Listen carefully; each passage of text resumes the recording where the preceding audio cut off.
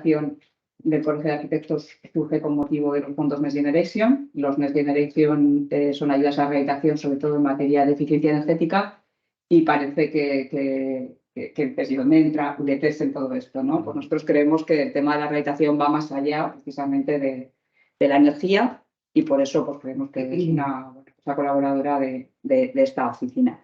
De todas las materias, voy a compartir la presentación.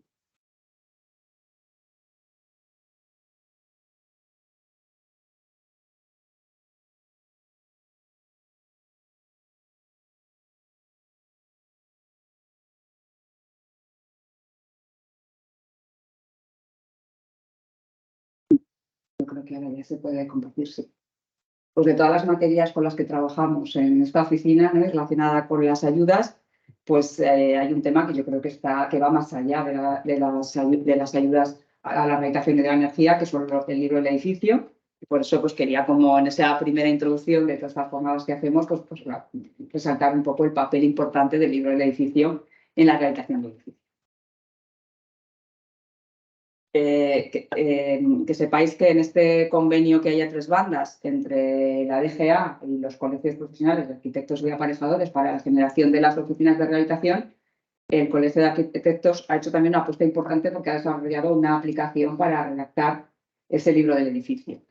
El libro del edificio va más allá de los fondos Next. El libro del edificio es un documento que surge de la normativa europea, pero que pretende ser una hoja de ruta de la rehabilitación, ¿no? Hay que aprovechar el momento en que llega un arquitecto a un edificio y inspecciona el edificio para que el análisis del edificio sea completo y no se quede solo en materia de eficiencia energética, sino que todos los temas relacionados con la conservación, pues también con la conservación, con la accesibilidad, con el ruido, se revisen, y hay que aprovechar ese momento en que a los edificios llega un arquitecto y hace esta inspección. Y el libro del edificio es precisamente ese documento que recoge todo ese diagnóstico del edificio, todas esas posibles potenciales de mejora que tiene el edificio y pues todo el manual de posible uso y mantenimiento que alargue la vida útil de ese edificio y que garantice pues, un desarrollo del mismo correctamente. El libro de edificio es un documento que todavía no es obligatorio para los edificios, pero sí es obligatorio para solicitar los Next Generation, ¿vale? Y el contenido de ese libro pues viene regulado en el Real Decreto 853, que es el Real Decreto por el que se establecen las ayudas en materia de rehabilitación. Y bueno, pues los que estáis aquí seguramente ya nos ha tocado ver algunos que ya les ha tocado hacer unos cuantos libros del edificio, pero bueno, en esta breve introducción permitidme que recoja un poco el contenido mínimo de ese libro del edificio. El contenido mínimo está dividido en 2 bloques. El bloque primero habla sobre todo de ese diagnóstico del edificio y ese diagnóstico global, ¿no? Desde el estado de conservación vendría a ser como una ITE, ¿no? Como una ITE del edificio, una inspección técnica del edificio, pero luego también pues, todas las demás funciones todos los demás situaciones del edificio. Por ejemplo, todas esas deficiencias que podamos encontrar se recogen en este libro de edificio, y también el comportamiento energético a través de los certificados de eficiencia. Entonces, la primera parte es ese diagnóstico completo del inmueble que estamos analizando, y el segundo bloque pues es ya, una vez que tenemos la situación inicial de ese edificio, pues valorar todos los potenciales de mejora que puede tener. ¿Qué pasa cuando haces esa inspección global de un edificio? Pues que ves muchas posibilidades de rehabilitación integral, ¿no? Que pueden ir desde solucionar problemas de incendios, que pueden ir desde solucionar los problemas de eficiencia energética, que desde luego si hay unas patologías estructurales son las primeras que hay que atacar. Y entonces lo que tiene que hacer el técnico con ese libro de edificios es estructurar todo ese proceso, sistematizarlo, y como normalmente una rehabilitación integral de un edificio es cara y es compleja, pues estructurarlo en las fases correspondientes. Yo creo que es una herramienta importante que tenemos que aprovechar y que tenemos que defender más allá de que sea subvencionable o de que esté vinculado con las ayudas europeas. Esto es un poquito, tenemos ahora en Zaragoza, por ejemplo, la ITE, la Inspección Técnica de los Edificios, que solamente acoge la revisión del estado que afecta a la seguridad del propio edificio y de los ciudadanos que discurren en el entorno del edificio. Hay comunidades que tienen el informe de evaluación del edificio, que ya tenía un primer análisis de diagnóstico de eficiencia energética de ese edificio y también la valoración de la situación de accesibilidad. Y el LEX es mucho más complejo que todo eso porque es el diagnóstico completo y todos los temas de todos los potenciales de mejora de ese edificio. Hemos hecho muchos cursos sobre el libro y tampoco me voy a extender, pero bueno, por lo menos que sirva aquí para resaltar pues el papel importante del libro. Me gusta mucho, ¿no? Es de Fernando y bueno, pues es como el libro de edificios es como el expediente médico, ¿no? Donde diagnosticas, ves cuáles van a ser las posibles mejoras, cuáles tienen que ser esas mejoras para que viva mejor, para que sea mejor la vida útil del edificio y planificas un poco cómo atacar pues, esas soluciones, esas posibles mejoras del edificio. Esto es la referencia al decreto 853, donde aparece el contenido del libro del edificio. Y esta es un poco la estructura completa del contenido mínimo. La miro ya para recordarla y para también insistir un poco en qué partes de este edificio tienen que ver más con lo que vosotros nos venís a contar, ¿no? El bloque 0 del edificio se identifica el inmueble en el que estamos estudiando, según los datos urbanísticos del edificio, la propiedad y los técnicos redactores del libro del edificio. En el bloque 1 es el diagnóstico, que está dividido en dos partes. Una parte es el estado del edificio y el estado de conservación y una segunda parte el manual de uso y mantenimiento. Si hay inspección técnica, se incorpora en este bloque 1. Si no la hay, este es el momento de hacer la descripción pormenorizada de todos los elementos constructivos que definen al edificio y valorar su estado de conservación. Sería aquí donde nos encontraríamos pues, cómo se encuentra la estructura del edificio, cuáles son sus patologías y valorar si las patologías son graves, son favorables o son menores o en qué estado se encuentra. Debería ser como esa inspección técnica del edificio. En función de los elementos constructivos que definamos, pues entonces automáticamente el libro sirve para generar el manual de uso y mantenimiento, el control de todos esos elementos constructivos que hemos definido o incluso de las instalaciones. Y luego ya en el bloque segundo hemos hecho un diagnóstico inicial del edificio en todos los aspectos, insisto, conservación, eficiencia energética, accesibilidad. Y ahora lo que hay que hacer es analizar pues, todos los posibles potenciales de mejora del mismo. Y en este segundo bloque se hace un recorrido por todos y cada uno de los documentos básicos del código técnico. ¿Vale? Utilización y accesibilidad, contra incendios, salubridad, eficiencia, protección al ruido, y en ellos hay que identificar cuáles serían los posibles potenciales de mejora de ese edificio. Y también hay un apartado de conservación que nos dirá cómo tenemos que solucionar esas patologías, por ejemplo, estructurales que nos hayamos encontrado en el bloque 1.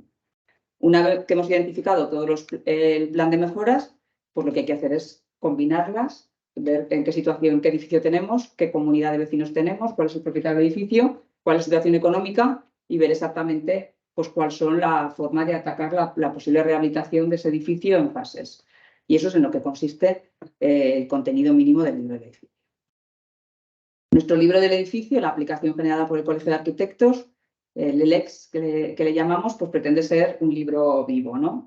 Ahora con el libro del edificio que se redacta para pedir las ayudas pretende definir el estado actual del edificio tal como se encuentra el técnico cuando va a soltar las ayudas, pero a partir de ese momento lo que se pretende es que todo esté volcado en una nube y que cualquier actuación, cualquier reforma, cualquier inspección de mantenimiento, cualquier cuestión que le afecte al edificio esté recogida en ese repositorio y que por tanto sea un libro digital en la nube. Aquí aparecen un poco todos los objetivos, ¿no? Que se han pretendido con que cumpla esa aplicación nuestra, que es que sea una herramienta arreglada y por tanto cumpla con todo lo que dice el Real Decreto 853 o cualquier normativa que sea de obligado cumplimiento, que sea digital, que estén todos los datos en la nube, que sea lo más automática posible y facilite el trabajo al arquitecto, porque todo aquello que los datos de ese inmueble ya existan, pues que se recojan de forma automática sin tener que hacer un trabajo excesivo por parte del arquitecto. Y, por ejemplo, pues se tiene una conexión directa al catastro, que a veces ha dado algunos problemas esa conexión, pero que la idea es que todas las referencias catastrales, todos los usos, todas las superficies, que ese inmueble, que conforme ese inmueble, pues se recojan automáticamente, sin tenerlas que meter de forma manual. Y luego, por ejemplo, desde el punto de vista de eficiencia energética, que tiene una componente muy importante el libro del edificio, pues todos los datos del estado actual del edificio y de los posibles mejoras pues se puedan captar con los XML de los programas de certificación energética. Bueno, la idea es que sea el expediente completo, que esté dinámico, que sea activo y al final pues es el arquitecto el último responsable, el técnico redactor de todo, porque al final esta aplicación está en la nube con todos los datos, pero lo que sale es un PDF que suscribe el técnico redactor y que, bueno, pues en todo caso todo lo que pone allí es el propio arquitecto el responsable.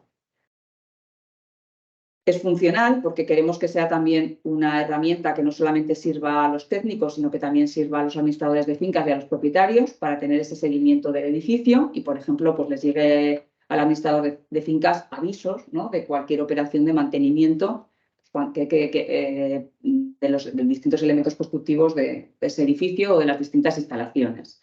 Y le llegue esos avisos tanto al promotor, si quiere enterarse del tema, o al propietario, perdón, o al administrador de fincas. Y luego, pues, pretende que podamos hacer esa hoja de ruta y ordenar y planificar y hacer la estrategia de rehabilitación de ese edificio y que no que se vaya siempre resolviendo las operaciones de rehabilitación de un edificio sobre la marcha y en cuestiones de podernos adelantar, ¿no?, esa situación. Y luego, pues, es una gran acumulación de datos que el día de mañana pues, se puede explotar, ¿no? Desde el punto de vista de la rehabilitación, yo siempre me encuentro con mucha gente que pide cuántas rehabilitaciones se han hecho, ¿no?, por tipos de estudios, por grupos de investigación, cuántas rehabilitaciones integrales se han hecho en España, ¿no? Pues no hay una forma clara de coger esos datos de rehabilitaciones integrales y a lo mejor pues, cuando el libro del edificio esté extendido, si recoge todo ese seguimiento de actuaciones del edificio, es un buen data para poder explotar esos datos y darlos a conocer a todos los agentes implicados. Vale, pues nosotros estamos como muy orgullosos, nos ha costado que la herramienta sea más o menos estable, no es hoy el día de presentar la herramienta y la presentaremos, ¿no?, y los últimos avances dentro de poco, pero es un libro en el que se ha puesto mucho esfuerzo por parte del colegio, por parte de arquitectos técnicos y es un libro hecho por expertos para expertos. ¿Vale? Paso así un poco deprisa por la visión de la aplicación. Esta sería el primer pantallazo del bloque 0. Aquí se ve más claro, donde se identifica el edificio, los datos urbanísticos, los agentes, propietario, administrador de fincas, presidente de la comunidad y luego el técnico redactor. Los técnicos redactores para hacer el libro de edificios somos los arquitectos o los arquitectos técnicos. En la página anterior se ve cómo directamente del catastro puedes obtener el plano de emplazamiento del edificio o incluso una imagen directamente la que sale de catastro. Este es el bloque 0. Esta es la imagen del bloque 1, donde se mete toda la documentación, todo el estado de conservación del edificio. Aquí es donde habría que, si tenemos ítem la incorporamos, si no la tenemos, aquí en la parte que pone evaluación del estado de conservación es donde habría que definir todos los elementos constructivos y todas las posibles patologías que estos elementos tienen. La parte de energía, la parte de accesibilidad y luego también hay un repositorio importante para introducir pues, toda la documentación complementaria que se disponga de ese. Pues un poco la imagen de aquí es donde habría que meter los elementos de cimentación y de estructuras y todas las posibles deficiencias de cimentación o estructura que se pueden encontrar. Y luego ya llegaríamos a la parte de uso y mantenimiento, que ya digo que está muy vinculada con esos elementos constructivos que hayamos definido en el bloque anterior, en el apartado anterior. Y una vez ya analizado todo el tema de diagnóstico del edificio, pues lo que habría que hacer es el análisis prestacional del edificio, todas sus posibles mejoras, recorriendo todos los apartados del código técnico y aquí en esta última pestaña, las deficiencias detectadas, es donde habría que aportar las soluciones a los problemas de conservación que tendría este edificio. Y esto estructurarlo, como he dicho, pues en un plan de actuaciones, optimizar las más adecuadas, establecer en fases y también tener un libro, o sea, un resumen para el propio propietario de todo aquello que ha detectado ese arquitecto, ese técnico que llega al edificio y que inspecciona ese edificio. Bueno, aquí está un poco recogida las cosas que le pueden favorecer al administrador de fincas, como como generar avisos y seguimiento de todas las operaciones de mantenimiento. No me extiendo. Y que todavía es una herramienta que está viva y que se están desarrollando todavía nuevas fases y nuevos papeles dentro del edificio. que bueno, que es una herramienta que ha tenido mucha aceptación. Este pantallazo es como muy reciente, ¿no? Ahora mismo tenemos con la herramienta del LEX 1.500 libros en toda España empezados, ¿no? Aquí tenéis un poco la proporción entre arquitectos técnicos y colegiados de fuera de España, pero yo creo que me miro a Fernando, dime que sí, yo creo que es un cierto éxito porque es que es... Como para decir que no, ¿no? No, que es padre de la criatura. ¿Vale? Y luego un poco en relación con las ayudas, solo 2 ideas antes de daros paso a vosotros. El libro del edificio se podía pedir la subvención para la redacción del libro del edificio en el programa 5, se puede pedir, todavía está abierto, y se puede pedir o con libro del edificio terminado o con una memoria, ¿no? Y con un compromiso por parte del técnico que en 3 meses pues, desarrolla el libro del edificio y lo único necesario para poder pedir la ayuda al P5 pues es tener el certificado energético del estado inicial del edificio. ¿Vale? Se han pedido muchos libros. Tengo el cuadro un poquito desfasado porque ya lo he puesto en alguna anterior charla de este tipo. Y bueno, por ejemplo, si veis en Zaragoza, pues en el P5 hay, en el P5 es el programa que para la redacción de libros del edificio y para la redacción de proyectos. ¿Vale? Entonces, está en rojo la subvención solicitada y está en la que había inicial en negro, ¿no? Los fondos. Entonces, bueno, pues ha habido una cierta respuesta para la petición de libros del edificio y de proyectos, y lo que sí que me gustaría aquí es insistir un poco en los errores, ¿no? Porque ahora están llegando las subsanaciones, ¿no? Hablábamos también un poquito de eso antes de entrar a la jornada. Y entonces, bueno, pues desde la DGA están favoreciendo también que los libros del edificio se desarrollen bien, se hagan correctamente y que el diagnóstico y el potencial de mejora sea completo. Entonces, aunque esta herramienta ha surgido con las ayudas y las ayudas están como muy vinculadas con el tema de la eficiencia energética, pues se pide que el libro tenga el diagnóstico completo, tenga toda la valoración del estado de conservación, de accesibilidad o de cualquiera de las prestaciones que pueda tener ese edificio desde todos los puntos de vista de eficiencia y desde todos los puntos de vista del código técnico. Y en relación con la eficiencia, no vale solamente poner la mejora para la que se hayan decidido casi hacer las obras, sino que hay que recoger los tres estadios de mejora que recoge el Real Decreto, del 30 al 45, del 45 al 60 y más del 60. Entonces, bueno, la tendencia es a que los libros se hagan bien y se hagan completos, ¿vale? Y luego simplemente decir que hay otras 2 líneas de errores, ¿no? En estas subsanaciones relacionadas con el libro del edificio.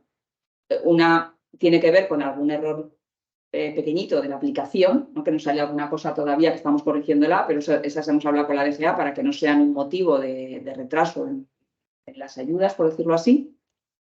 Y luego también están solicitando, ellos, desde los técnicos que están inspeccionando los expedientes de la DGA, pues tienen muy claro que esta idea del libro vivo y del repositorio global del edificio, ¿vale? Entonces están pidiendo toda la documentación administrativa y, bueno, a veces se está informando de que a veces no se dispone de licencias o de planos del edificio. Y entonces de lo que se trata es que el libro sea vivo desde hoy hasta a partir de ahora, ¿no? Y recoja todo lo que se hace. Y un poco esto es lo que yo quería contar del libro del edificio, que me parece que es una herramienta que tiene que ir más allá de las ayudas. Muy bien. Voy a intentar salir de aquí y que puedas tú... Yo creo que sí, entre los dos yo creo que lo conseguiremos. Lo conseguiremos, sí. Sobre todo minimizar, que si no... Me ha hecho.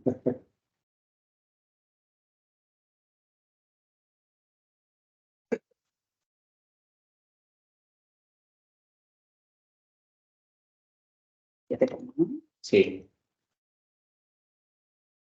Pues te dejo tú ver. Sí, lo pongo aquí, ¿no? Sí, te pones donde estoy yo os dejo. Muy bien. Y adelante.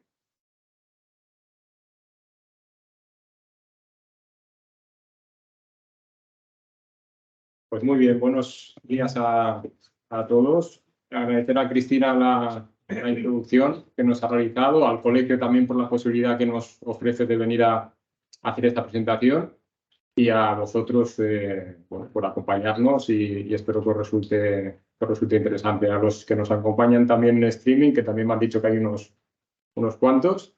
Y nada, empezamos. Agradecer a Alberto también la presencia. Yo creo que la parte más interesante quizás la dará Alberto, pero primero hay que pasar la penitencia de que os dé la chapa con nuestras técnicas y luego Alberto ya lo dejamos para el final. ¿Qué os venimos a contar? Algunos ya, me consta ya que nos conocéis, incluso algunos habéis trabajado con nosotros. Voy a hacer una presentación de los sistemas que tenemos nosotros para la restauración de estructuras, concretamente con los trabajos de inyección de resinas expansivas para la mejora de terrenos. Principalmente hablamos de mejoras de terrenos, aunque también, como veremos, tenemos alguna técnica para mejorar muros de mampostería, es decir, inyectaríamos ya el propio cuerpo del muro, incluso otras técnicas que tenemos y que últimamente pues estamos ofreciendo, que son técnicas pues incluso de anclado de muros, de estabilización de muros de contención, que también lo veremos hoy, e incluso impermeabilización de muros de sótano o de galerías o de túneles con una aplicación que ya no sería solo la inyección de resina, sino que viene combinado con otro producto que veremos. Aquí en la introducción, pues vemos ahí pues, en todos los sectores que estamos trabajando.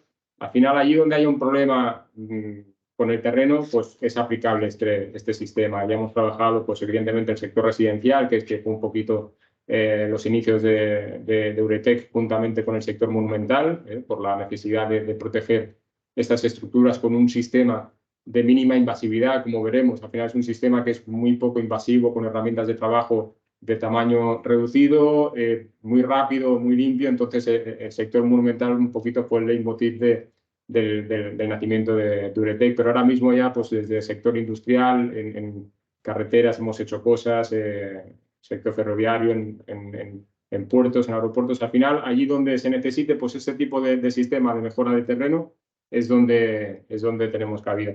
Esta me la ponen porque muchas veces no me presento, entonces como recordatorio, pues soy Rubén Galistó, soy delegado de Zona Este, llevo Cataluña, Aragón, Baleares y Andorra también. Y bueno, ahí tenéis contacto mío, pero tengo tarjetas, luego cualquier necesidad que tengáis, pues podemos comentar. Voy a entrar un poquito a explicar, aunque ya sobradamente seguro que conocéis como técnicos que sois del sector, pero un poco para identificar los posibles problemas que nos podemos encontrar en terrenos de cimentación. Pues desde arcos de descarga en estructuras, donde tengamos un apoyo que esté sufriendo un descenso, nos va a indicar pues, ese arco de descarga con grietas en un sentido y en el otro a cada lado del punto de descenso. Asentamientos diferenciales en viviendas unifamiliares, muy típico, también según qué punto, pues en una esquina de la vivienda lo podemos encontrar.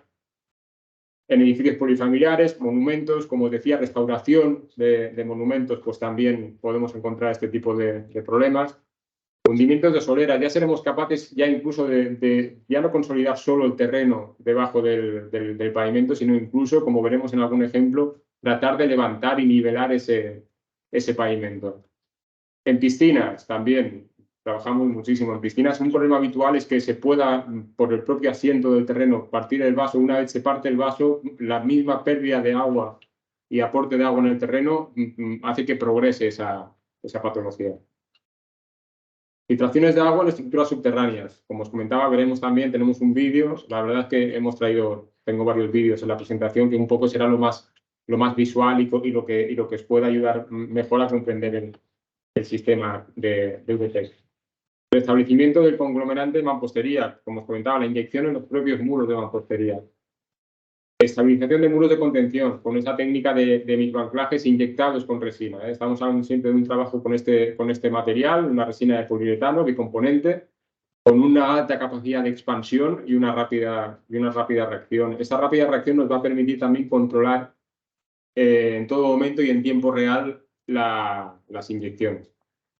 Posibles causas, pues yo creo que las podemos imaginar y las conocemos. Pues el apoyo en dos niveles, desde una parte de la casa que está apoyada, o de la vivienda o de la estructura, que está apoyada en un terreno pues con unas características geotécnicas X y otro con un terreno de otras características geotécnicas. Pues eso nos puede provocar el asiento. Fugas de agua, yo creo que es la causa estrella y os habéis encontrado, yo creo que algunos de vosotros también con ese tipo de problemas, aguas de suministro, roturas de tuberías, aportes de agua al terreno que al final nos acaban socavando y debilitando el terreno de apoyo.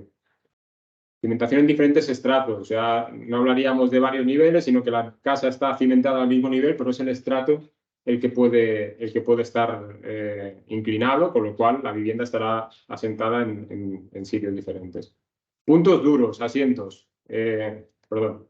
Primero, excavaciones cercanas. También en edificios entre medianeras nos hemos encontrado esto, sobre todo en grandes ciudades, en Zaragoza, Barcelona, que son las que habitualmente me manejo yo, pues excavaciones en medianeras y un descalce de la cimentación que puede provocar pues ese asiento. Puntos duros. Bueno, pues un poco similar a la que he comentado antes de diferentes estratos. Aquí también son diferentes estratos, solo que uno es de roca, con lo cual tenemos un asiento cero y el resto de la estructura pues tiene su asiento, asiento normal que puede tener en un terreno. Aumento de cargas, un caso muy típico también. Ya hablamos quizás de esto, sobrecargas en alguna zona de la casa, sea porque se incremente el terreno en alguna zona o sea porque hay una remonta de la estructura. Pues eso también puede incrementar la carga en el terreno y puede provocar pues, un asiento en el mismo. Vibraciones, ya sea por tráfico próximo, por obras cercanas, por sismo, bueno, pues también nos puede provocar patologías en forma de grietas que nos indicarán pues, estos asientos diferenciales.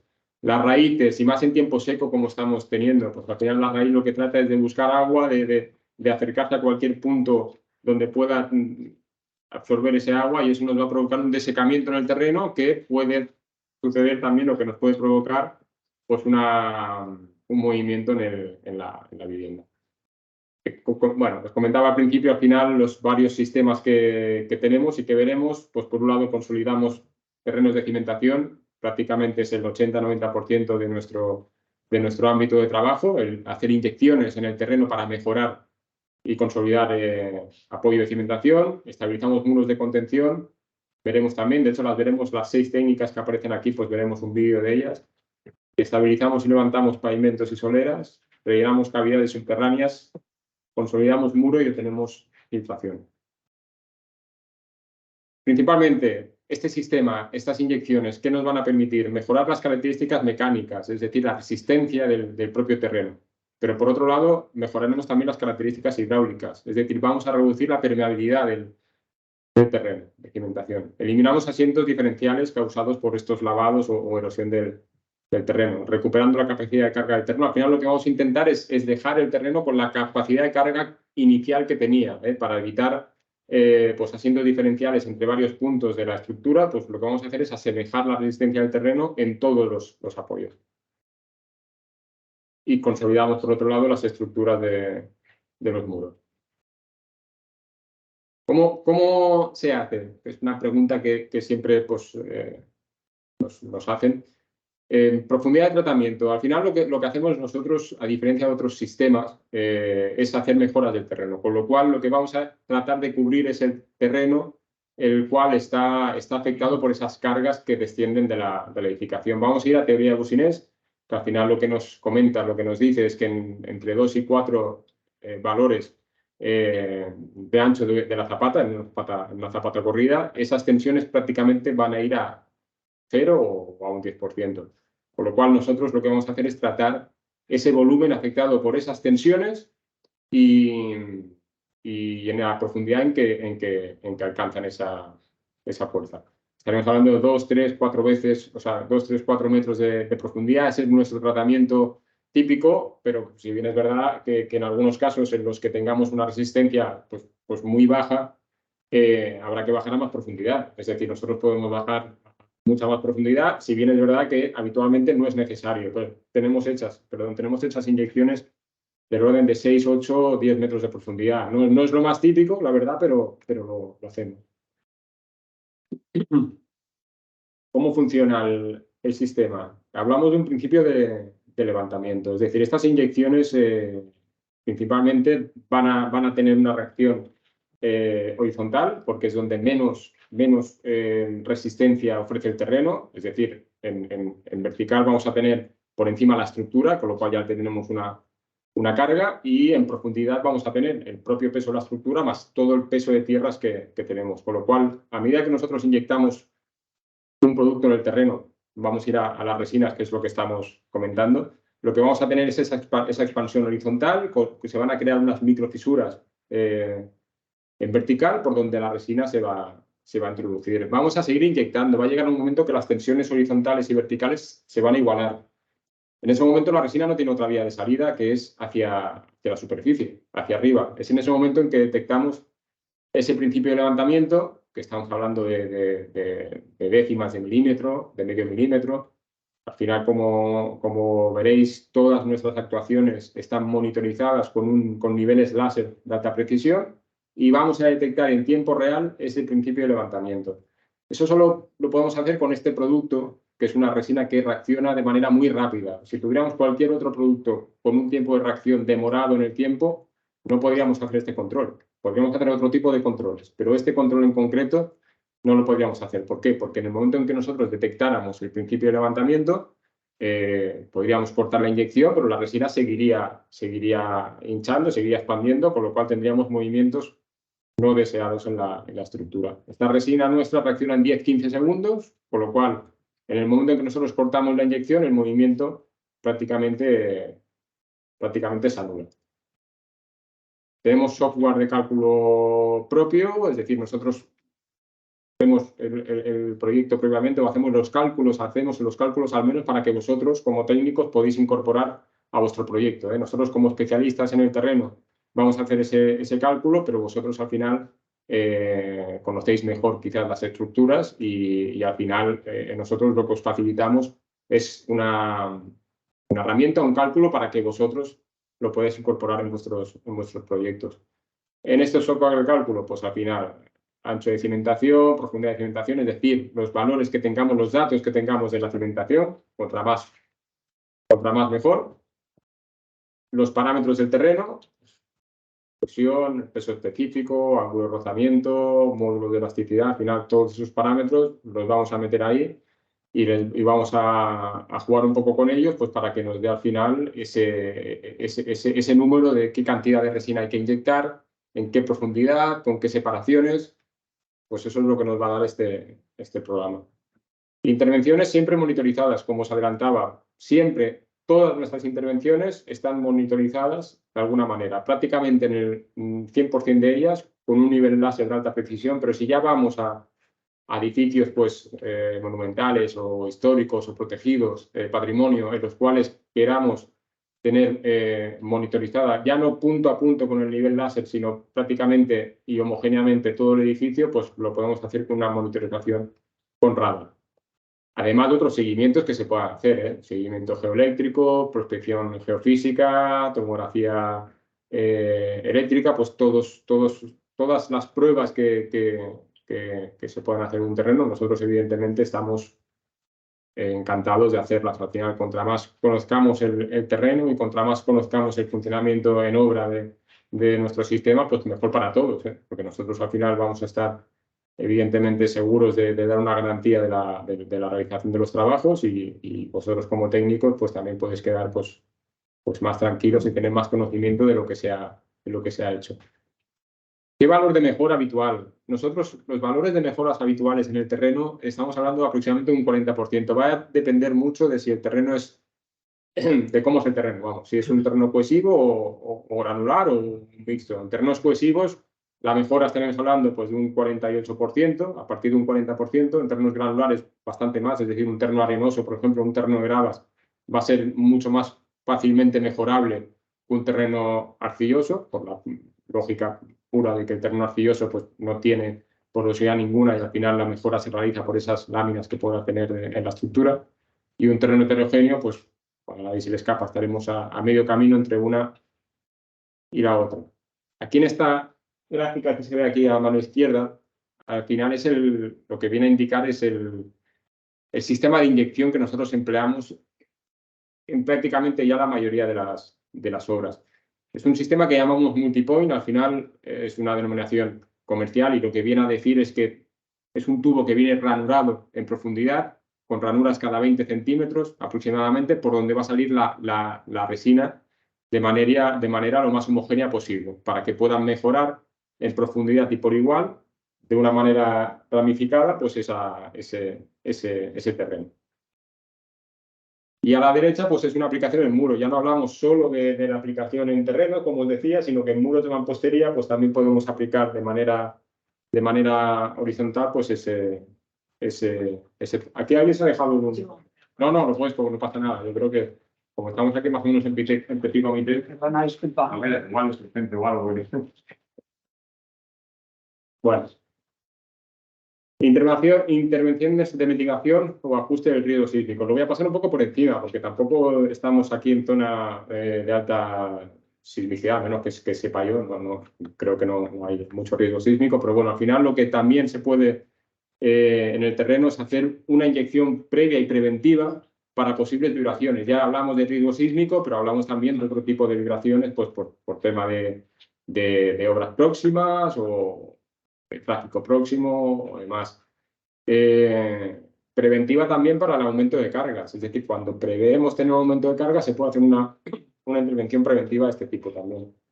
Para reducir el riesgo de licuefacción de terrenos de cimentación, también se podría hacer. Y siguiendo, ya voy a dar paso a los vídeos. No sé si se va a escuchar lo vamos a probar, si se va a escuchar el audio. Tienen audio estos vídeos. Si no se escucha, pues os explico un poquito, os explicaré por encima del vídeo, pues lo que vamos a ver. Esto es un vídeo, el primer vídeo que vemos es de una intervención de inyección de mejora de terrenos. Ese primer sistema que nosotros utilizamos. Vamos a ver, por un lado, esa monitorización que ya se ve ahí en las paredes, pues cómo está monitorizado. Esto es un caso de un edificio, de una iglesia en Tarragona, en la provincia de Tarragona, es la Cartuja de Escaladei. No sé si alguno igual la conoce, es bastante conocida, sobre todo ahí en Cataluña. Es un edificio protegido, catalogado, y en el cual pues tenían que hacer unos trabajos de mejora del terreno, pues porque ya con el paso del tiempo esta estructura pues estaba ya muy debilitada, el terreno pues según los estudios geotécnicos que se habían hecho pues no soportaba las cargas de la estructura, pero es que además era un edificio que se va a ver que estaba parcialmente ya derruido por el propio deterioro, y se iba a incorporar una cubierta y demás, por lo cual en este caso necesitaban esta mejora del terreno pues para poder sujetar esa cubierta y que no hubiera hundimientos derivados. Veremos pues estas perforaciones, estas vainas de perforación que se ven, y le voy a dar ya si se escucha bien, y si no os lo voy explicando yo. Yo creo que no se escucha, ¿eh? Lo escucho yo aquí, pero vosotros no lo escucháis.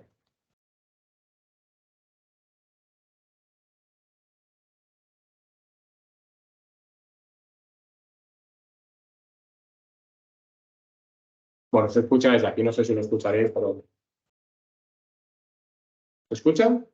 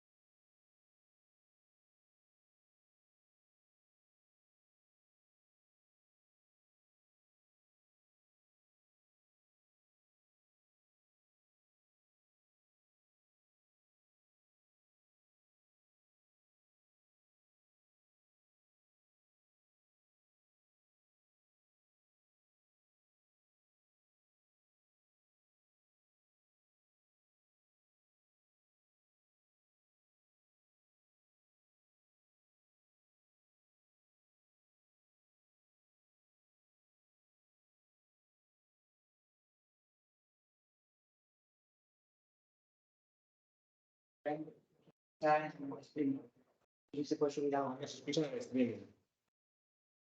Bueno, me están diciendo que en streaming no se escucha, lo que os adelantaba al final. Aquí hemos visto las perforaciones, las inyecciones, el control con monitorización láser y esos penetros que se hacen también antes y después en la estructura. Como veis, pues es un sistema pues muy poco invasivo, muy rápido, con diámetros, es importante, con diámetros de perforación muy reducidos también, y con herramientas que no provocan vibraciones excesivas en la estructura. Si vas a poner el vídeo, acércate el micrófono. Perfecto. Gracias.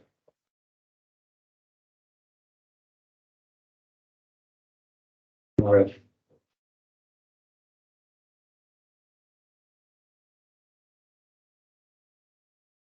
Pues sí, ahora de hecho viene otro vídeo. Esto es un edificio en Lorca, a raíz de del terremoto que todos conocemos hace unos años ahí en Lorca, pues aparecieron unas patologías en el edificio y nos llamaron para precisamente consolidar ese terreno que debido a las vibraciones pues se había debilitado. Es un tratamiento también de inyecciones en profundidad y veremos también, a ver si se escucha también en streaming. Yo supongo que me chivarán por aquí, a ver si se puede escuchar.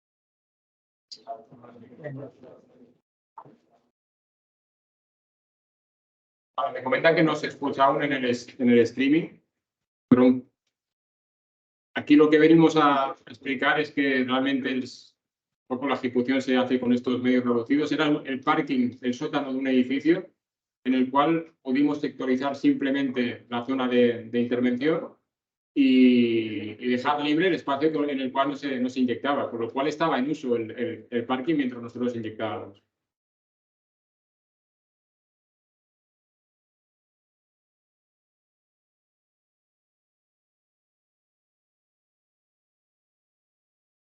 Vemos los monitores láser,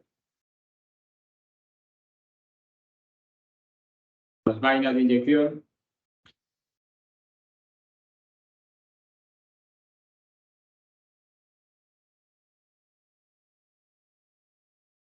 Esos son los penetros que hacemos siempre antes y después. Un penetro de PM30 que se llama con masa de 30 kilos.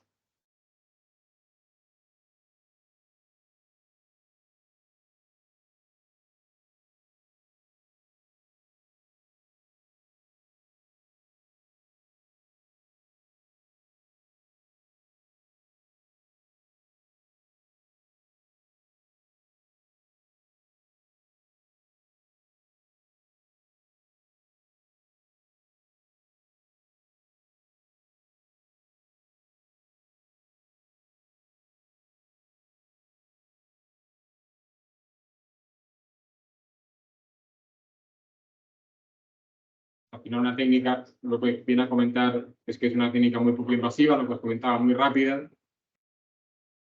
Se utiliza de manera parcial el parking.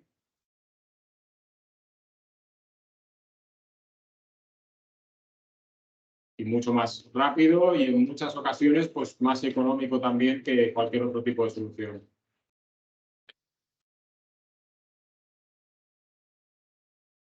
Vale, hemos visto ya la técnica de mejora de terrenos. Vamos a ver ahora otros dos vídeos. Uno de ellos es para el relleno de cavidades. Yo os adelanto también para los que están en streaming, que no lo escucharán, es que es una técnica que es una técnica mixta. Es una técnica mixta en el sentido de que vamos a inyectar primero una arcilla expandida, una arlita, por lo cual vamos a cubrir prácticamente toda la cavidad y en última instancia nuestra resina simplemente lo que va a hacer es poner en carga esa cavidad, es decir, lo vamos a rellenar prácticamente con esa arlita en un 95-98% y ya detrás pues inyectaremos nuestra resina.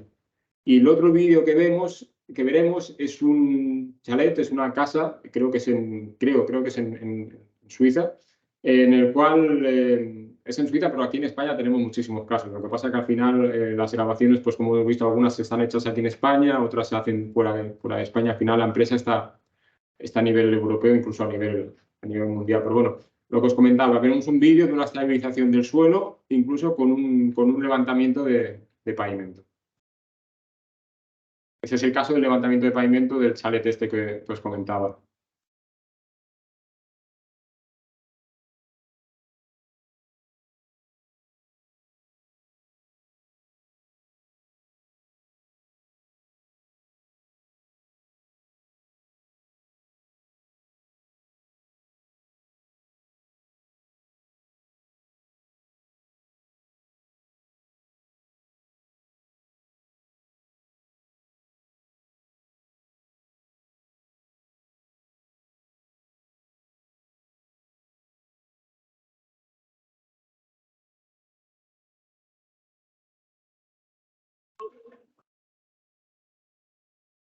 Es una malla de inyección, eso al final son inyecciones cada metro, metro y medio. En el caso de soleras, ¿eh?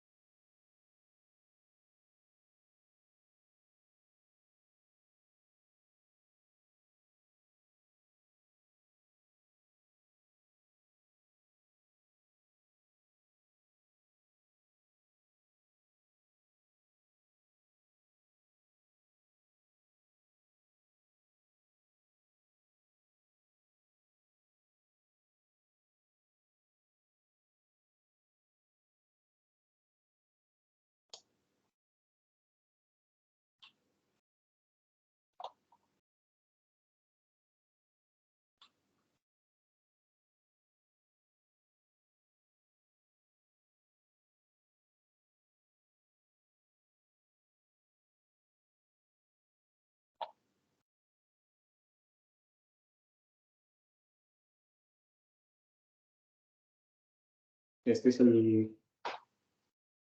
A ver. Vale, este es un vídeo de un pavimento, también un pavimento que ha hundido, y vamos a ver cómo en tiempo real llegamos a la... Vamos a ver cómo levanta ese pavimento en tiempo real. Al final lo que dura el vídeo son escasos segundos. No se ve, pero se está inyectando el terreno en una zona cercana y se ve cómo va cerrando ese hundimiento. Es una práctica habitual, ¿eh?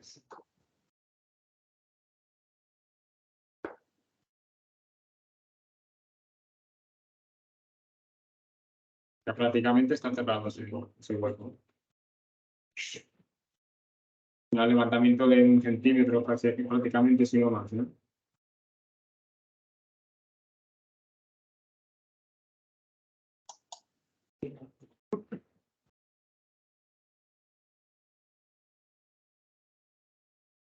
Vamos a ver el otro de los vídeos. En este caso es el de relleno de cavidad. Ya.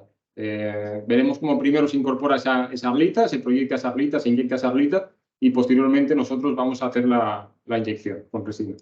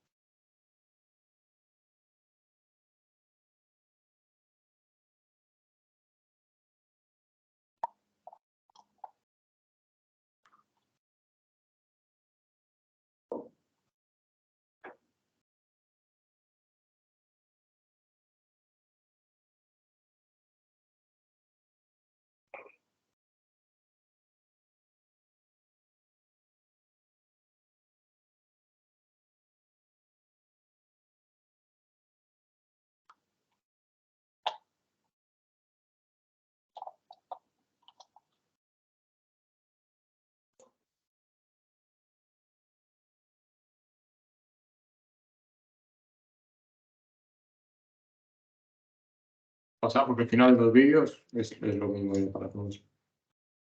Aquí hay otro caso de relleno de cavidad, lo podemos ver también, al final sí, es menos de un minuto, pues lo podemos ver también.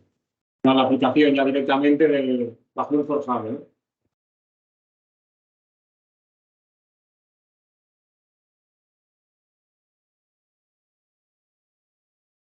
El relleno de forzados también es una práctica habitual en la que nosotros podemos intervenir. Tenemos el bombeo de la arcilla desde el camión, con la rica.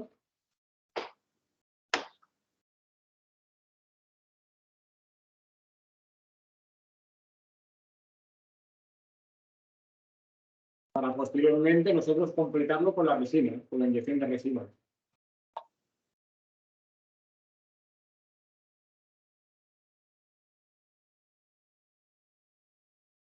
Vale, avanzando también con las técnicas, no nos quedan muchas, a ver si no os aburro demasiado. Estabilización de muros de contención, veremos un ejemplo también, pero os lo adelanto, al final son anclajes que a diferencia de los anclajes convencionales inyectados con lechada de cemento, son anclajes que van inyectados con resina, con nuestra resina de poliuretano, que es lo que nos va a permitir crear un bulbo para después tensarlo. Son anclajes que van tensados también. ¿Qué ventajas tiene el sistema principalmente con respecto a los anclajes convencionales? Primero que al estar inyectados con resina, es una resina que, como os he dicho, reacciona muy rápido, vamos a poder tensarlos prácticamente de inmediato, ¿eh? Si bien estamos habitualmente dejándolos 24 horas de un día para otro, pero si fuera necesario se podrían tensar prácticamente de inmediato porque el efecto de la resina es prácticamente inmediato. Esto por un lado. Luego que somos capaces de hacerlo también con medios, pues los que hemos visto, taladros de mano, medios muy ligeros y muy poco invasivos. La ventaja de esto también principalmente es que vamos a poder hacer este tipo de trabajos prácticamente en cualquier recinto, en cualquier zona.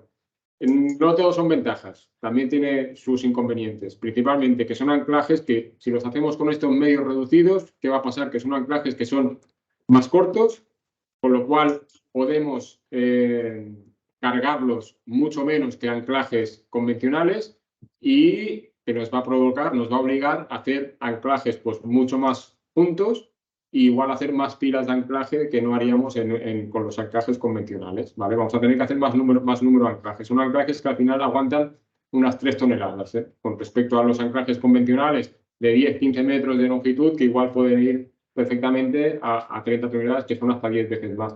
Pero tiene su ámbito. Su ámbito de actuación de este sistema es para muros de 4 o 5 metros de altura. Es un sistema que os puede ser muy adecuado. Ya para muros mucho más grandes, mucho más altos, con cargas mucho más grandes, pues igual no es el mejor sistema. Todo se puede estudiar, pero yo un poco os resumo cuál es la cabida del sistema. Y por otro lado, la reparación de filtraciones, que veremos también un vídeo. Al final, los vídeos pues, nos ayudan mucho a que podáis ver en ejemplos pues este tipo de trabajo. Este es el trabajo de anclaje. Ya lo veis aquí, ya lo adelanto porque, claro, luego los del streaming no pueden escuchar la explicación, pero vemos que son anclajes mucho más juntos. Son anclajes que al final están yendo a 50-60 centímetros de distancia, cortos, del orden de 3-5 metros de longitud, y que en este caso se hicieron para proteger un poquito este muro que estaba deteriorado y estaba un poquito volcando, pues para estabilizarlo.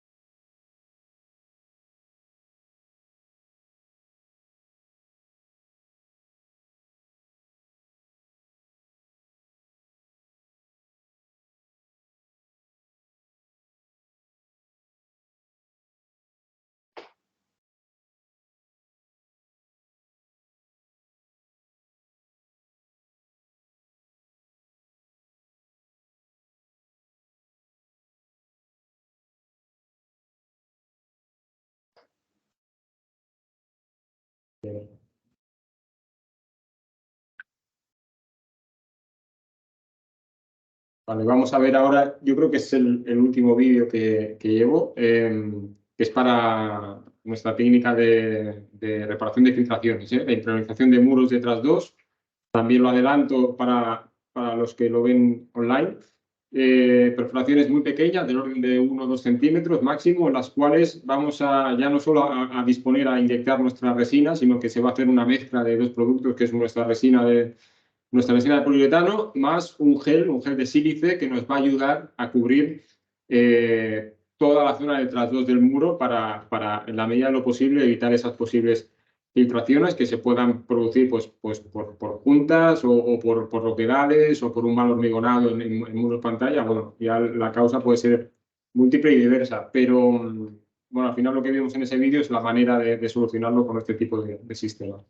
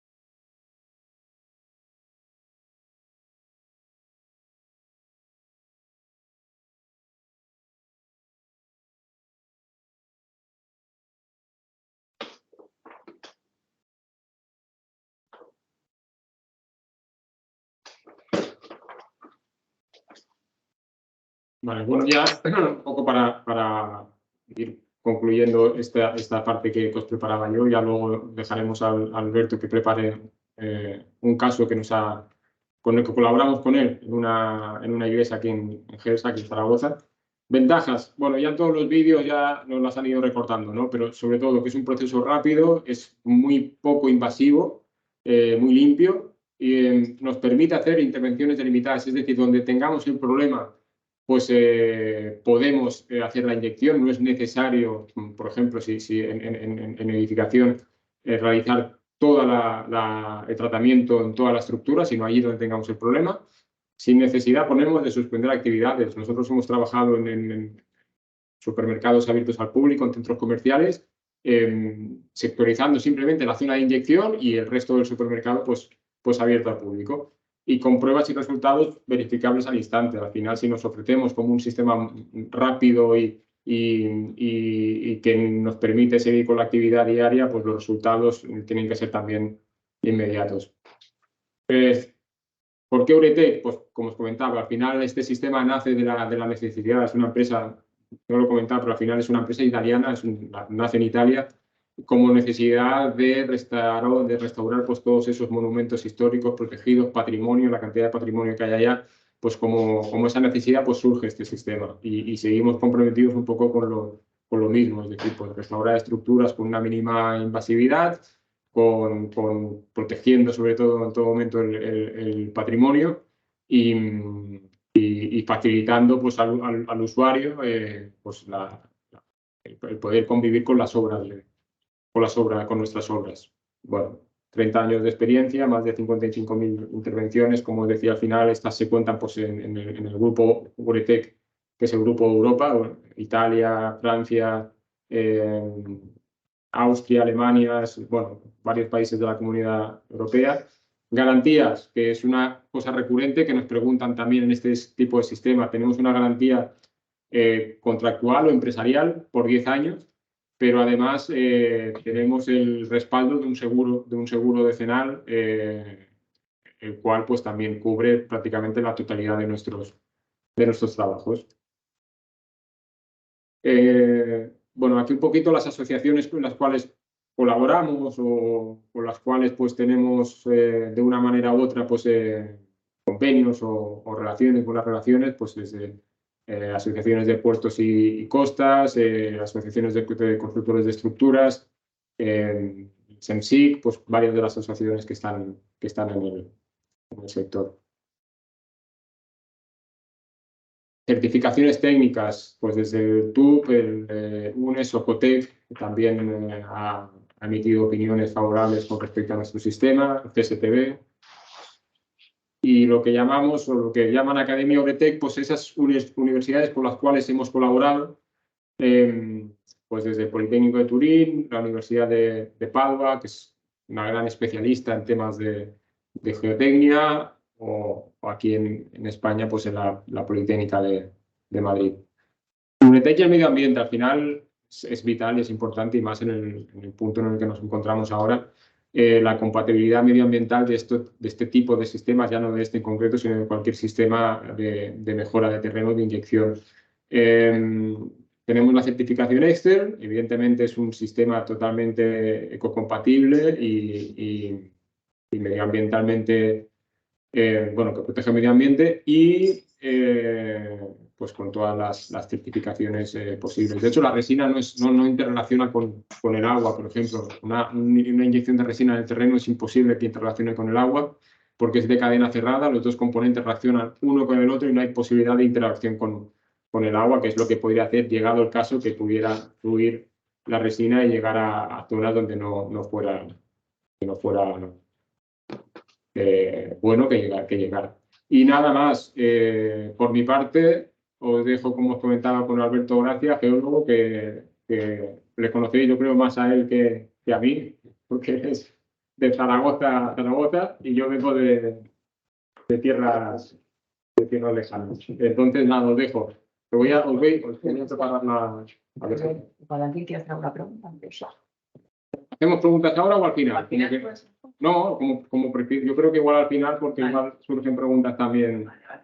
¿Sí? Vale. Sí.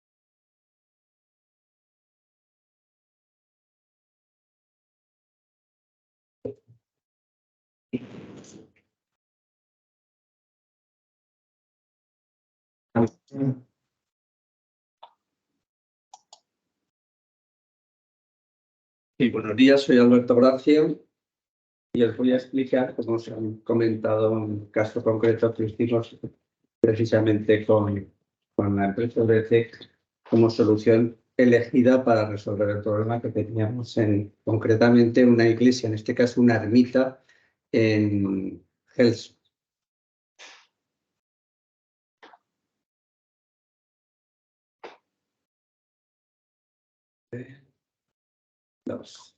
La ermita de Gelsa, como podéis ver en el esquema. Aquí da un poco como de reflejo. Nos acaba de.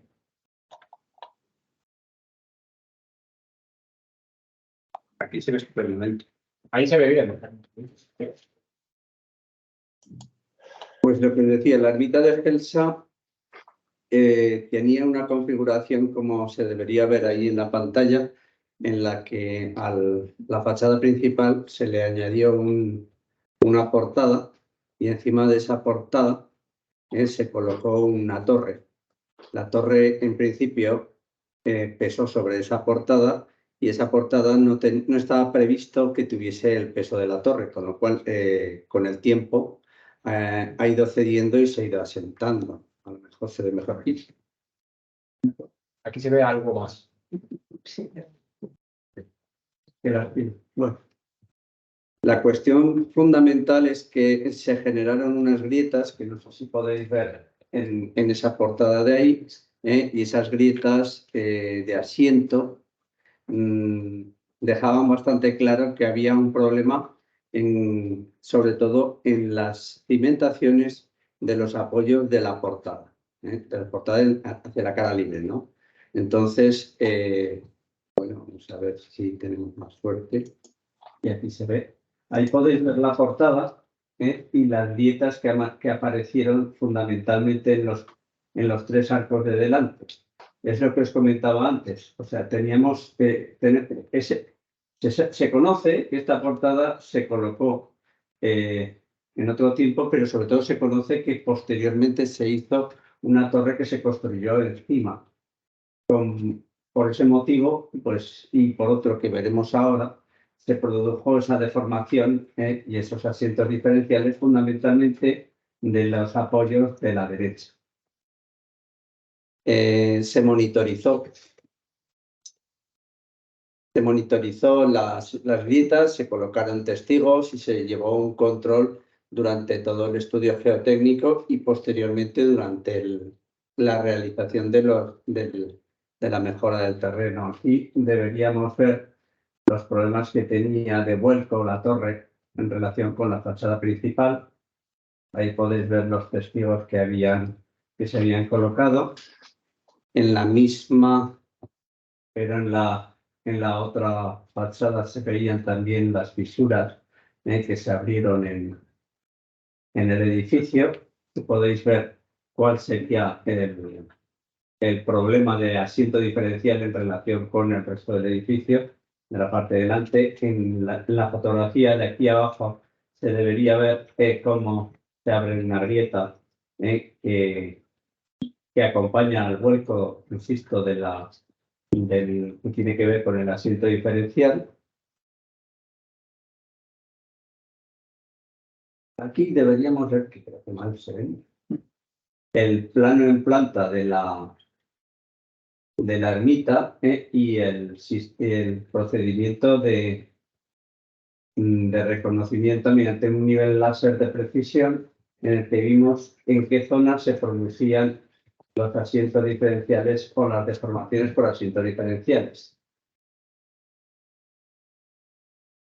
En concreto, las zonas en color morado-azul son donde se registraban esas deformaciones por asientos diferenciales y las que tienen que ver en la parte de arriba a la izquierda son las que resultarían de una fase anterior en la que se hicieron modificaciones y se rehabilitó el edificio, y las que tienen que ver con nosotros ahora son las que tenemos a mano derecha, donde está precisamente la portada que hablamos. Aquí también se situarían los ensayos geotécnicos que realizamos en su momento para valorar la situación.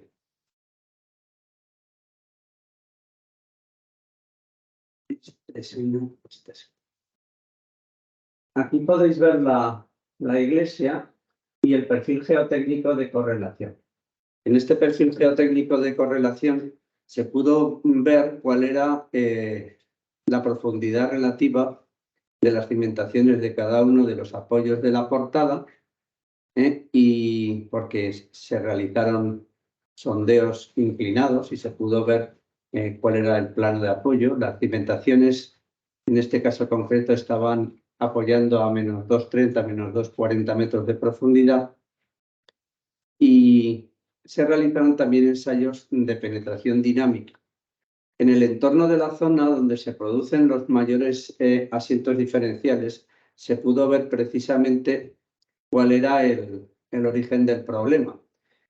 Concretamente, a una profundidad del orden de entre 3 y 4 metros, se registraba un nivel con ninguna resistencia. Para que os hagáis una idea, los ensayos de penetración dinámica en ese intervalo de casi 1 metro o más registraban una caída prácticamente que por su propio peso. Lo mismo le pasaba a los ensayos de penetración, a los SPT realizados en el sondeo a esa profundidad relativa. Ahí, donde veis la mancha en colorado un poco más acentuada, ahí es donde nosotros correlacionamos entre los sondeos y los ensayos de penetración dinámica en una zona completamente reblandecida y socavada.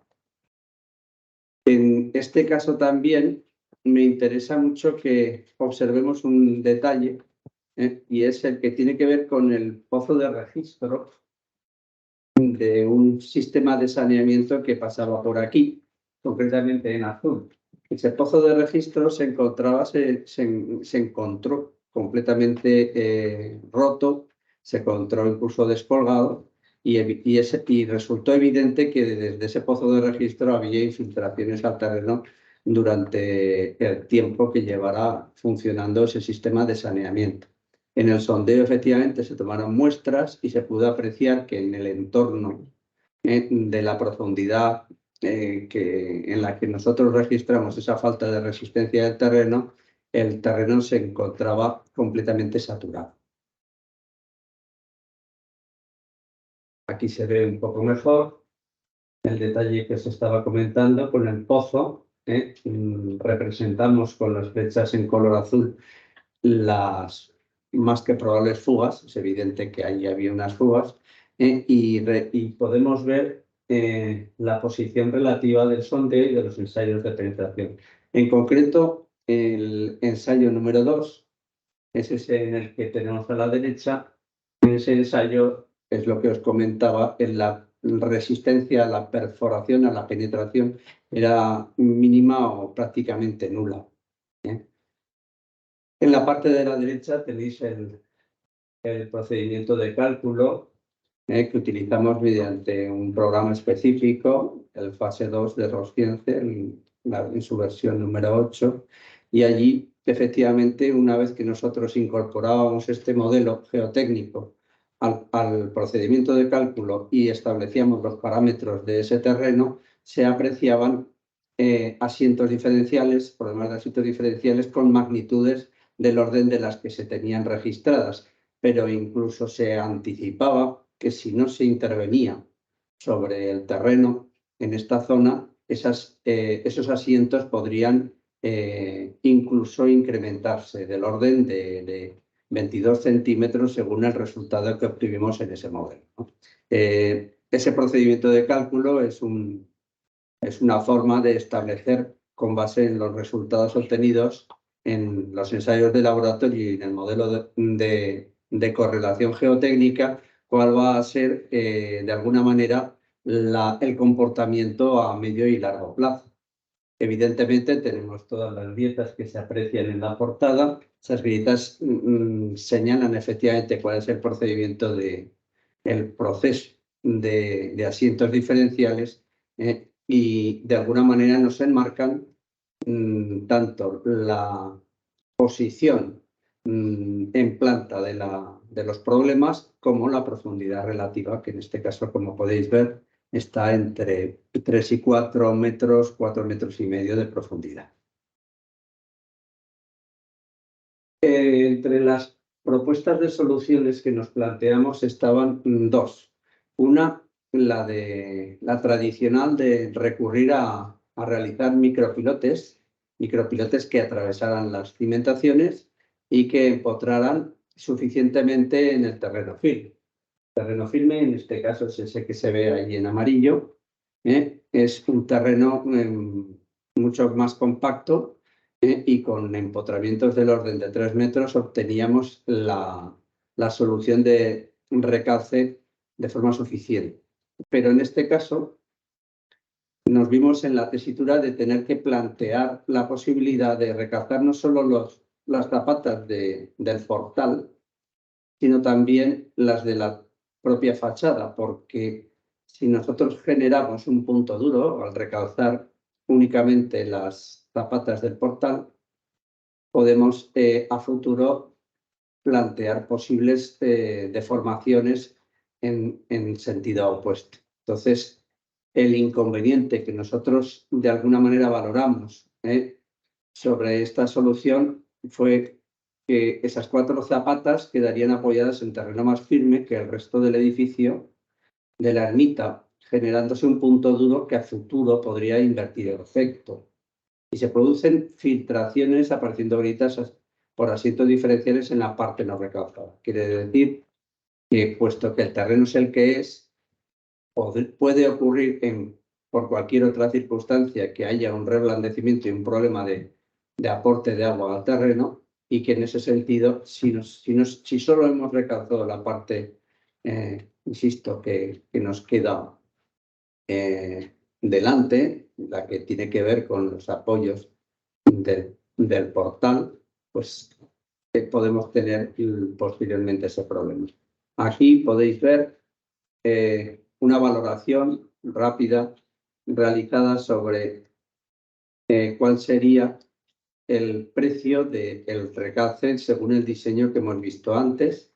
El precio, según un portal de precios que se puede obtener en Internet, era del orden de 80.000 euros.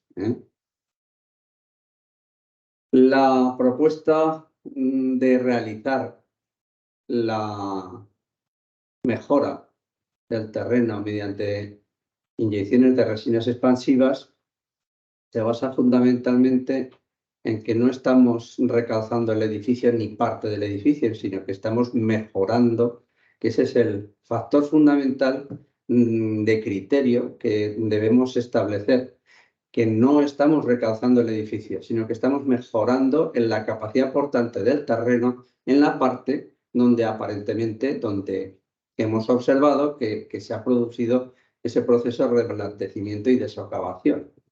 Es muy importante, insisto, en que establezcamos esas diferencias. Por un lado, lo que es un recalce en el concepto tradicional y lo que es una mejora del terreno. La mejora del terreno nos permite actuar sobre una parte del edificio sin tener ese temor a que luego esa actuación invierta el problema y se produzcan asientos diferenciales en otras partes del edificio. En este esquema de la derecha podríamos ver cómo se planteó la actuación. En principio, inyecciones columnares hasta de 5 metros de profundidad relativa en cada una de las 3 zapatas, 4 zapatas, y después inyecciones puntuales a distintas profundidades también de resina para realizarlas de forma que queden confinadas dentro de las que se habían realizado antes. Ahí podéis ver cuál es el sistema que fuimos planteándonos. Primero las columnares, las que están en un color azul o violeta, y luego las que van en un tono amarillo, que se van realizando en un orden que tiene que ver, pues la primera se hace siempre justo debajo de la superficie de la zapata y luego se va inyectando desde la más profunda de forma ascendente. De forma que la última que se realiza siempre entre la que hay justo debajo de la zapata y las anteriores. Ahí es donde las admisiones resultaron más altas. En este caso, también, como podéis ver, coincide que esas inyecciones se realizan en la zona que, según el esquema que habíamos obtenido de correlación, está el terreno más socavado, más perjudicado, ¿no? Este es otro sistema en otra de las zapatas. Es lo mismo.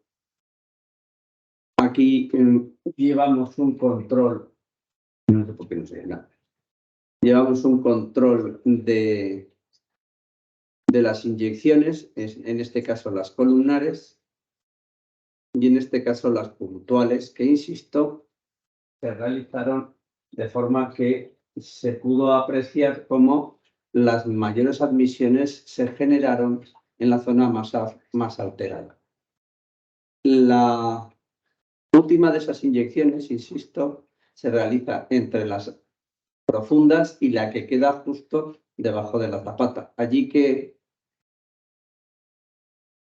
se inyecta hasta que se produce lo que antes nos ha comentado dentro del procedimiento general Rubén, ese efecto de levantamiento. Hasta que no se aprecia ese efecto de levantamiento, quiere decir el terreno entra en carga sobre la propia cimentación, entonces no se detiene el procedimiento. En este caso concreto, el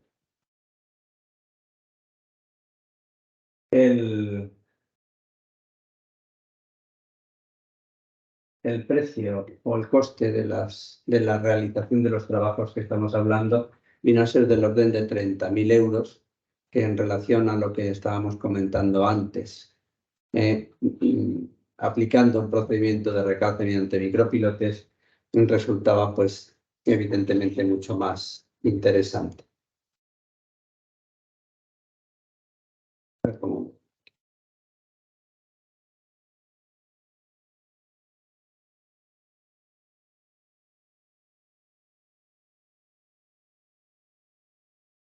En definitiva, los resultados finales que se pudieron apreciar. Alberto, si te vuelves, los del streaming también lo oyen mal. Al final, los asientos diferenciales aparentemente se han detenido y aunque algunos de los testigos han marcado, no se aprecian desplazamientos relativos. El periodo ha sido del orden de casi 2 años en la observación del fenómeno. Este es el trabajo complementario que se planteó necesario y que realizó una empresa de aquí de Zaragoza, Canteras Egea, y que era fundamental acometer, igual que se realizó la inyección de las cimentaciones, que fue la reparación, evidentemente, del saneamiento y la unión de todas las zapatas en una zapata consolidada para poder completar de alguna manera la obra. Y esto por mi parte es todo. Y qué lástima que se haya visto tan mal. Espero que esto no se pueda mejor.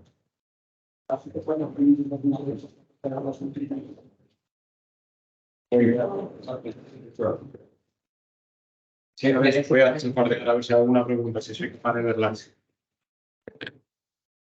Entonces, Gustavo, ahora si queréis hacer una pregunta en relación con lo que hemos visto y tú te digo, ponte el ordenador por si hay alguna pregunta relacionada en el chat.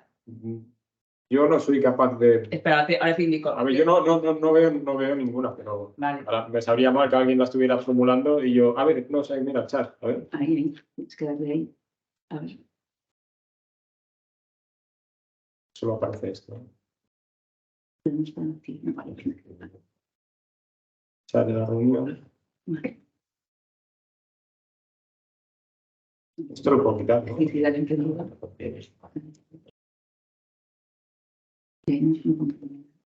Yo, a ver, sí. Podéis compartir por el chat el teléfono y el correo de Rubén de UNETEC. Pues, sí. Bueno, podemos atender primero las de la sala y luego ya doy respuesta. Primero atenderemos la sala y luego doy respuesta a alguna consulta que tenemos aquí en la online. Si hay alguna pregunta, no sé si hay alguna pregunta, sí.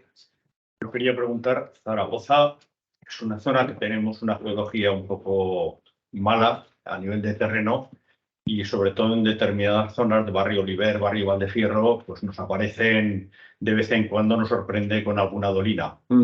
¿qué experiencia tenéis vosotros en Dolinas? Pues yo le voy a ver si me echa un capote Alberto, que conoce mucho mejor que yo, porque hemos hecho ya alguna intervención, pero Alberto conoce mucho mejor que yo el terreno aquí en Zaragoza y se me echa una mano.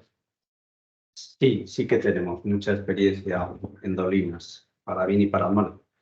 En el sentido de que sí, hemos intervenido desde las que salieron con el AVE, a las que han salido en Alcalá de Ebro, las que han salido en Gallur, en todo lo que es el corredor del Valle del Ebro.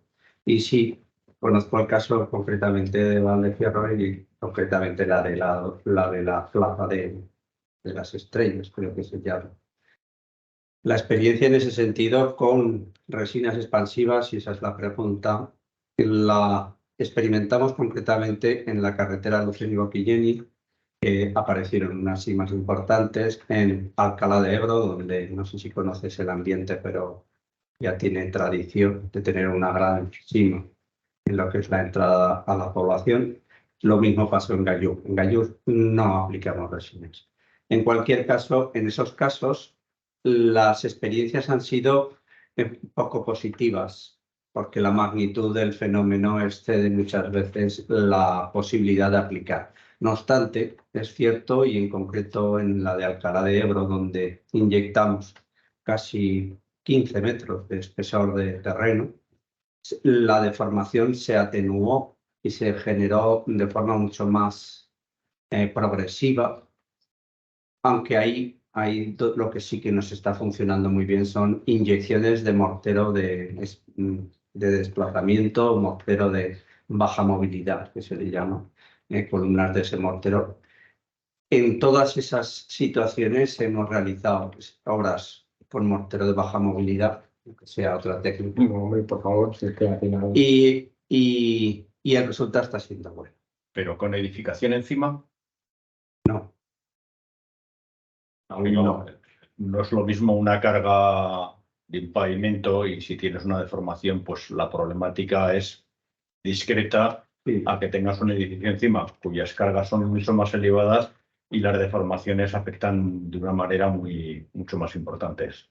Con edificaciones hemos tenido problemas, pero en un caso concreto, en Gallur, en la colonia San Antonio, en un chalet. A una señora le salió una sima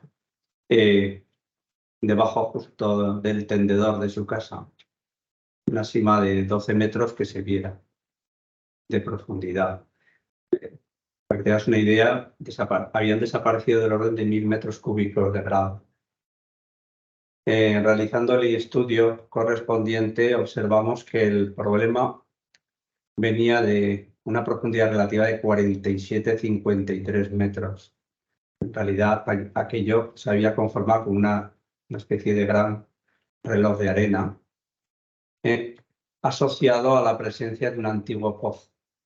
Ese pozo atravesó todas las capas de grava, las capas del propio sustrato, intervino una en concreto que la tenemos estudiada y correlacionada con la loteta y remolinos, una capa de halita, lauberita, de sales extraordinariamente solubles. Y entonces, allí y durante muchos años, había un pozo que generó una conexión del perfil hidráulico, del freático, de la parte de arriba, asociado a los niveles de gravas, con una capa de estas sales extraordinariamente solubles. Con el tiempo se fue generando, pues insisto, la imagen más visual es un reloj de arena. Un proceso de socavación hasta que afloró a la superficie. ¿Y ahí qué solución se hizo? Allí hemos hecho un tapón de fondo. Allí se han vertido 400 y pico toneladas, metros cúbicos, que no son toneladas, de hormigón, y hemos generado un tapón para poder luego rellenar con grava, intentando que ese reloj de arena, esa angina que le hemos organizado en la parte de arriba, no se desplace y no penetre hacia abajo. En principio está funcionando, aunque es evidente que yo no construiría ni encima ni en un entorno relativamente próximo en el que se aprecian movimientos y procesos de subsidencia relativamente lentos.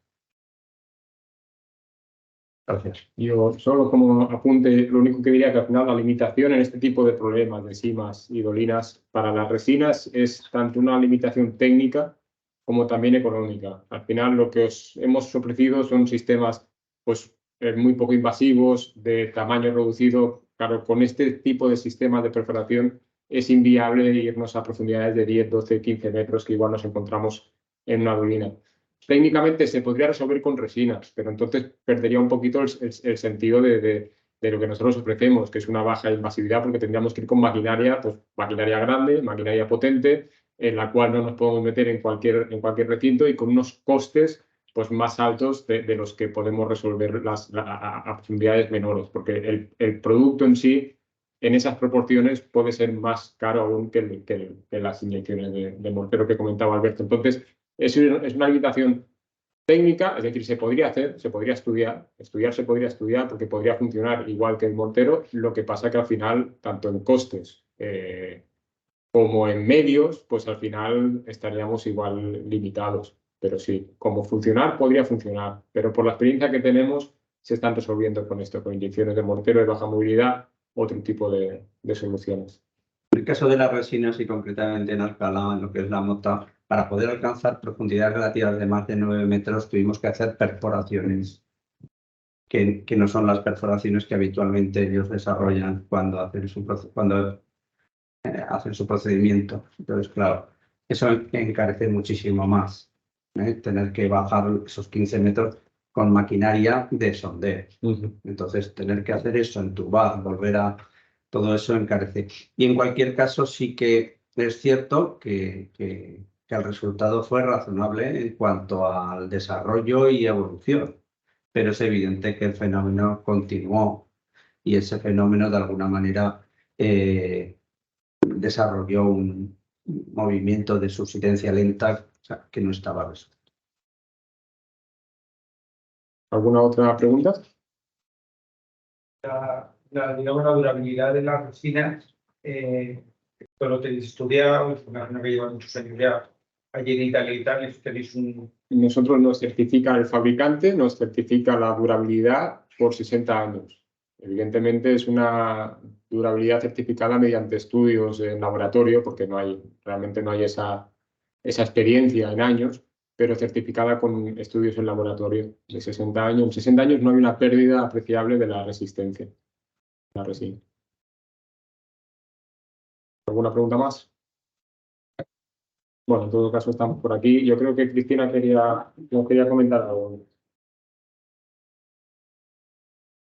Simplemente dar las gracias a todos por asistir, a los del streaming, que me he olvidado antes nombrarlos, pues que son muchos, que gracias, a los que estáis aquí de forma presencial, pues también, porque se os ha hecho también un llamamiento para que esta jornada tuviera gente y por eso, pues un agradecimiento. Vamos a echarnos un vino ahora en el patio del colegio, que está bien, y vamos a recuperar un poco lo de la presencialidad, que está muy bien a la hora de organizar jornadas. Y es que además tenemos muchas cosas que celebrar. Por la semana que viene hacemos un año que está la oficina de rehabilitación abierta y vamos ya por el 10º colaborador. Eso ya lo celebraremos más históricamente dentro de ella, pero bueno, está muy bien. Esta es la sexta jornada de colaboración entre la oficina y las empresas. Muchas gracias a Uletex, por supuesto, por estar allí y por la clase que nos habéis dado de consolidación.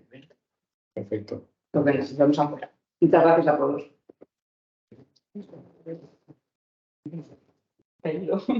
No,